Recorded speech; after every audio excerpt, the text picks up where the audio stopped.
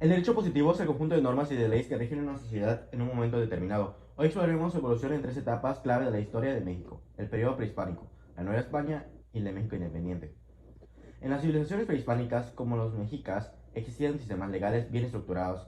Imagínate que un campesino accidentalmente daña la cosecha de su vecino.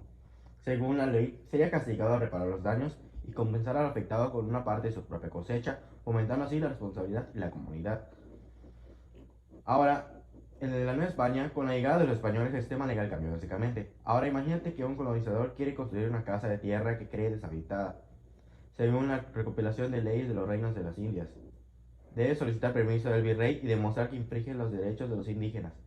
Si ignora esto, la construcción afecta a la comunidad, podría enfrentarse a la obligación de demoler su casa y pagarles indemnización. Ahora, por último, en el derecho de México independiente, tras la independencia de 1821, México estableció un nuevo marco legal. Imagínate que ahora un grupo de ciudadanos presenta una demanda para liberar a personas esclavizadas. Gracias a la Constitución de 1824, que prohíbe la esclavitud, el tribunal dictamina que todos deben ser liberados y recibir compensaciones por los años de trabajo forzados, proviniendo de igualdad y la justicia. Pues bueno, en conclusión, el derecho de México ha evolucionado, reflejando su diversidad cultural y social, desde sus raíces prehispánicas hasta la actualidad. El derecho sigue siendo un pilar esencial de la construcción de nuestras naciones.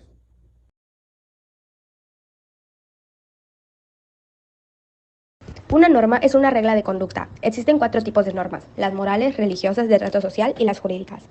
Cada una de estas normas tiene cuatro características que pueden ser unilaterales o bilaterales, es decir, en las unilaterales solo conceden deberes cuando en las bilaterales conceden tanto derecho como obligaciones.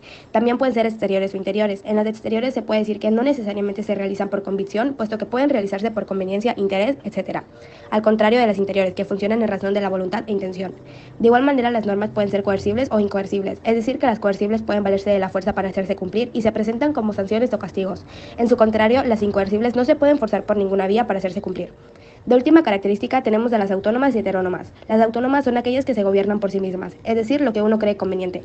Por otro lado, las heterónomas obedecen al mando de otro, ya sea una autoridad secular o divina. Ahora te diré los conceptos de cada tipo de norma y las características que le pertenecen. Las normas morales orientan al individuo hacia el bien y lo correcto. Impone conductas pero no son externas al individuo. Sus características son incoercibilidad, interioridad, unilateralidad y son autónomas. Una norma social busca hacer posible una verdadera convivencia social, ya que estas normas buscan establecer conductas, tareas y actividades del ser humano, así como la cortesía y el decoro. Sus características son incoercibilidad, exterioridad, unilateralidad y son heterónomas. Las siguientes son las normas religiosas, que son aquellas de origen divino y que emanan directamente a Dios. Estas normas son consideradas obligatorias para que el hombre alcance la santidad y eternidad. Un ejemplo de estas normas son los 10 mandamientos. Estas normas son incoercibles, interiores, unilaterales y heterónomas. Por último tenemos las normas jurídicas, que son órdenes que regulan el comportamiento humano por una autoridad facultada, es decir, el gobierno. Estas normas son coercibles, exteriores, bilaterales y heterónomas. En conclusión, conocer los tipos de normas y sus características es esencial para vivir en armonía y contribuir positivamente a la sociedad.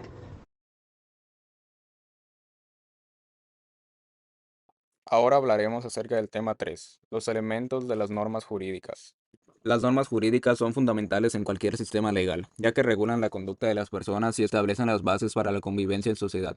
Para entender su funcionamiento es crucial conocer los elementos que las componen, el supuesto y la disposición.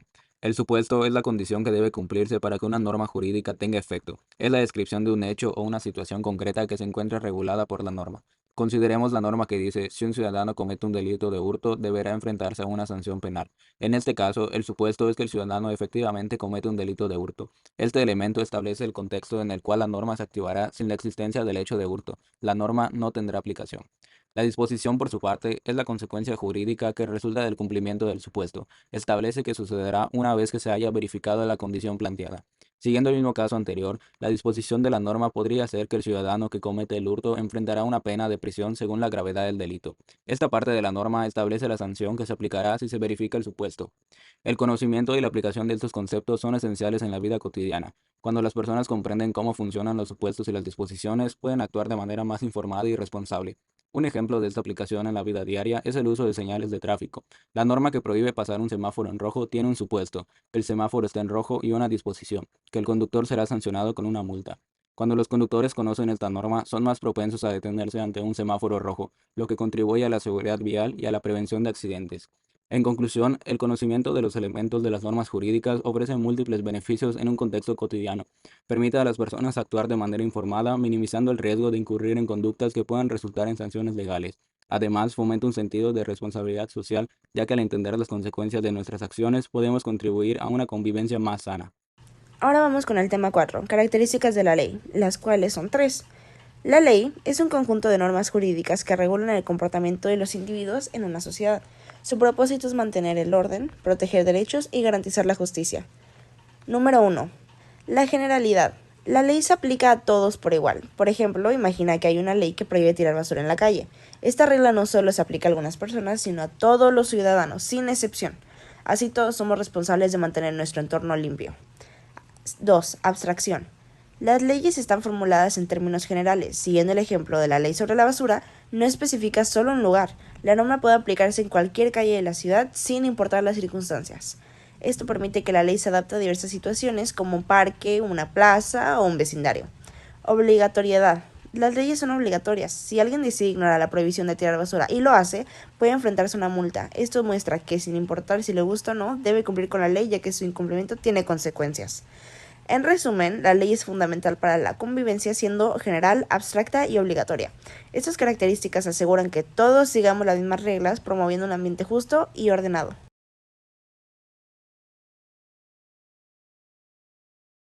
Ahora hablaremos sobre los términos y fundamentos del derecho. Los términos y fundamentos del derecho se clasifican por materia, que es aquello a lo que tenemos derecho. El sujeto es quien tiene ese derecho, el título es el motivo por el cual lo tenemos y el término es quien nos lo tiene que otorgar o respetar. Para explicar esto de manera breve y que se pueda comprender, imaginemos una situación en donde una madre quiere inscribir a su hijo a la primaria. Todos tenemos derecho a la educación, lo que quiere decir que su hijo tiene derecho de poder ir a estudiar a una escuela, para que pueda generar y tener conocimientos básicos y que se pueda garantizar un desarrollo sostenible. Lo que quiere decir es que ni el Estado ni la institución puede negarle a su hijo estudiar, porque se lo deben de otorgar y respetar, ya que es algo que se le concede a todos como persona dentro de la sociedad. Esto significa que cualquier cosa a la que nosotros tengamos derecho es la obligación del Estado, del gobierno, otorgarnos ese derecho, porque es lo que se nos concede como personas. En resumen, nadie puede privarnos de lo que deseamos tener, siempre y cuando sea lo que esté escrito o que sea legítimo. Ahora hablaremos de las funciones del derecho. En este caso pondremos un ejemplo, el cual es la ciudad Armonía. La ciudad Armonía enfrenta un problema de vandalismo, específicamente grafitis ilegales en lugares públicos y privados. Para combatir esta situación, el gobierno aprueba una ley que impone multas y penas a quienes sean sorprendidos haciendo grafitis sin permiso. Esta ley, a través de la función represora del derecho, permite que la policía detenga a los responsables y los lleve ante un juez. El juez, en función de la gravedad del caso, puede imponer sanciones como multas, trabajo comunitario o incluso prisión en casos más graves.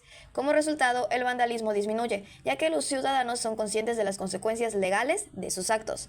Además de su función represora, la ley cumple con otras funciones relacionadas. Resuelve el conflicto entre los propietarios y afectados y los infractores. Regula el uso de los espacios públicos designando lugares para grafitis con permiso. Orienta a los ciudadanos sobre lo que está permitido o prohibido y ayuda a mantener el orden y la sana convivencia.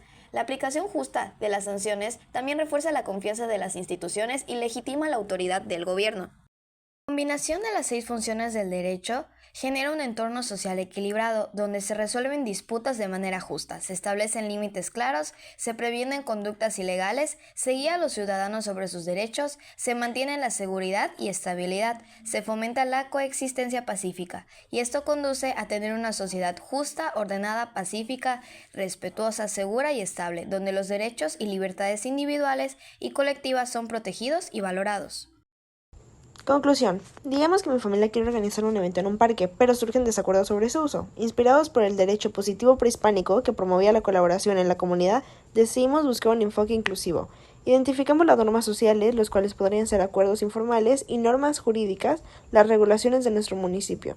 Analizamos los elementos de las normas jurídicas, como quién otorga permisos y qué requisitos deben cumplir. Comprendemos las características de la ley y aprendemos términos como permisos y responsabilidades.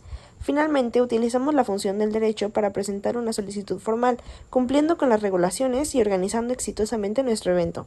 Así, logramos organizar una actividad que promueve la convivencia y también refleja la inspiración en las prácticas prehispánicas, mostrando cómo el conocimiento del derecho puede aplicarse en situaciones cotidianas para mejorar nuestro entorno.